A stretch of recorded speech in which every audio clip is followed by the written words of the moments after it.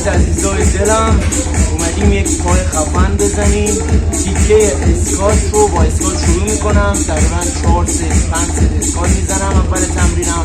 تیکه اسکات رو کامل میخوام براتون بذارم، بریم گرم کنیم که شروع کنیم به ست های اصلی. اول وارم ست ها رو میزنم، بعد میرم سراغ ست های اصلی. بریم سراغ.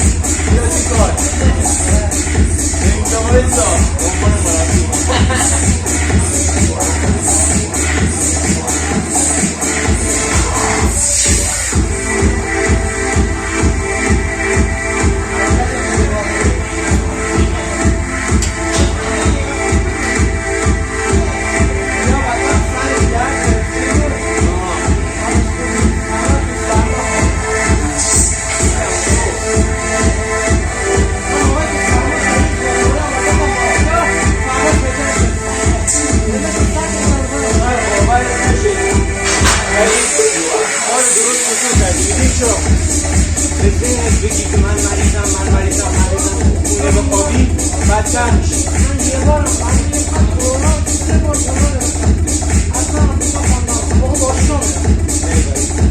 اتفاقا این تاثیر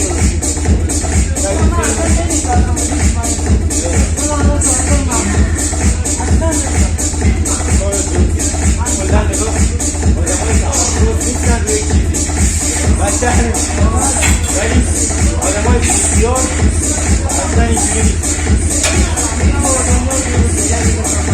تایش به مرگ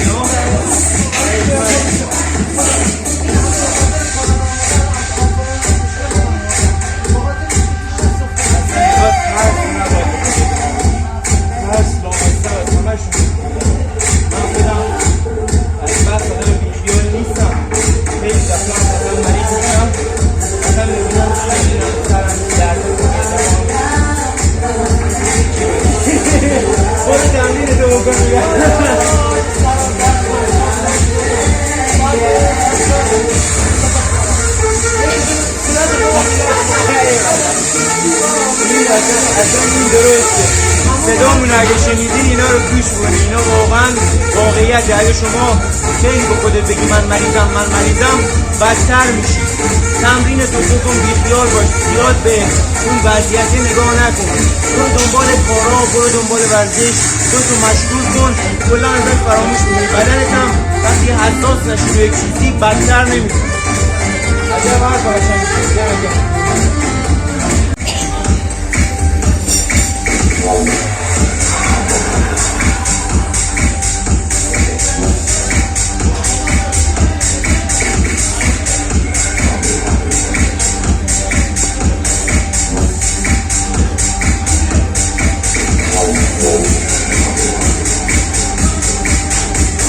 یک 15 اضافه کردیم، باز هم برای گرم کردن بریم ادامه بدیم. اون سه ست وارم ست میزنم، یعنی ست های گرم کردن.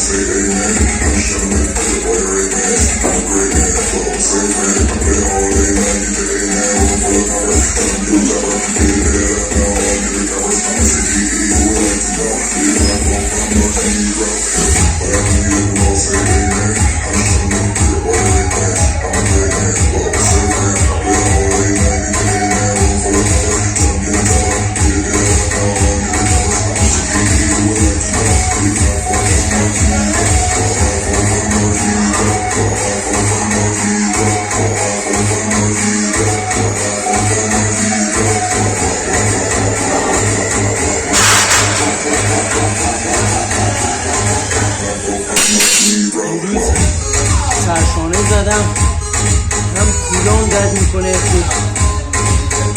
میله خاطر روش میخوابه. هم احساس میکنم از نشرهایی که میزدم، چون من شکرهای تقلب دارم، یک مقداری زانو و کمر میندازم. احساس میکنم کمرم هم خسته است. شاید امروز خیلی سنگین نتونم بزنم، ولی پا رو باید نابودش این برسه دارم. میزدم میریم چند تکرار بزنم برای گرم کردن باز هم، ولی اگر ببینم کمرم اذیت میکنه امکان داره که سنگین‌تر نکنم، چون من یک صفحه دیگه هم اضافه میکنم، یعنی 8 تا 15 کیلو، تقریبا 140 کیلو رو هم میزنم. بریم ببینیم چی میشه.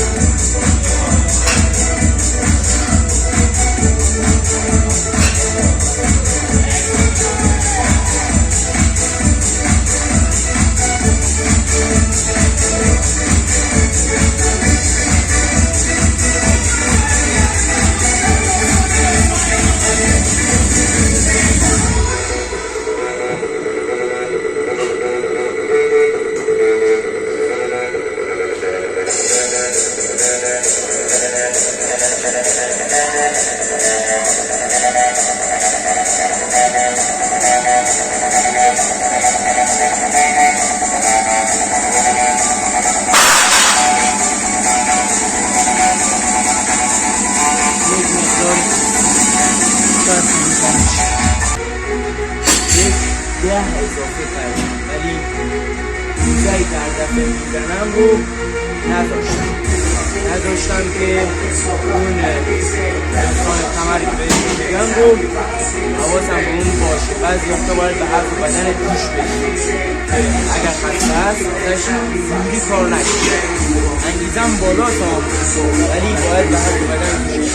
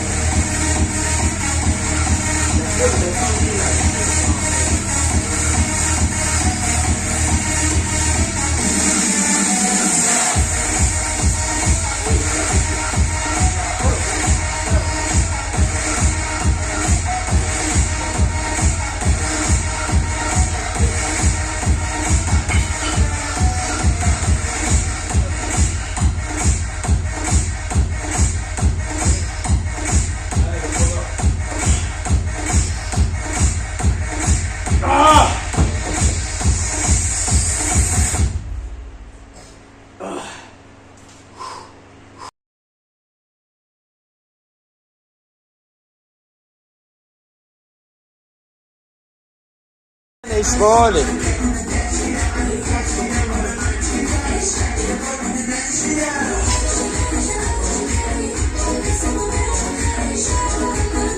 بریم سراغ ست آخر ست قبلی رو ضبط نکردیم. این ست رو کامپوند ست میخوام بزنم با لانگ راه رفتنی. وزنه یک سبک شد تقریبا 80 کیلو تکرار.